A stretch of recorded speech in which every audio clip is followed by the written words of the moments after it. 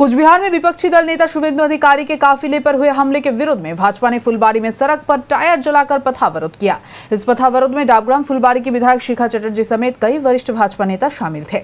पथावरोध के दौरान दोषियों को कठोर सजा देने के साथ ही राज्य के पुलिस मंत्री और उत्तर बंगाल उन्नयन मंत्री की गिरफ्तारी की मांग भाजपा की ओर से की गई। पथावरोध की खबर मिलते ही पुलिस घटनास्थल पर पहुंचकर विक्षोभकारियों के साथ बातचीत कर मामले को नियंत्रित किया। इसे लेकर विधायक शिखा चटर्जी ने कहा, কুচবিহারে আমাদের তিনজন এমএলএ কে যাচ্ছে তাই এবারে হ্যাকেল করা হয়েছিল। আপনারা জানেন মারধর করে তাদের গাড়ি দেখে দেওয়া হয়েছিল। শুভেন্দুদা 5 জনকে নিয়ে লোকাল এমএলএ তাদেরকে নিয়ে এসপির সঙ্গে দেখা করতে যাচ্ছিলেন। আশ্চর্যের ব্যাপার, জলপাইগুড়ি থেকে আজকে বহু জায়গায় তাকে হেনস্থা করা হলো। লাস্ট খাগড়াবাড়িতে তার গাড়ি ছিল, সেই গাড়িকে ভেঙে দেওয়া হলো। এখানে পুলিশরা কোনো কিছু বললো না। শুভেন্দুদার গাড়ি যেভাবে ভাঙচুর করা হচ্ছে তাকে মেরে ফেলা হচ্ছিল।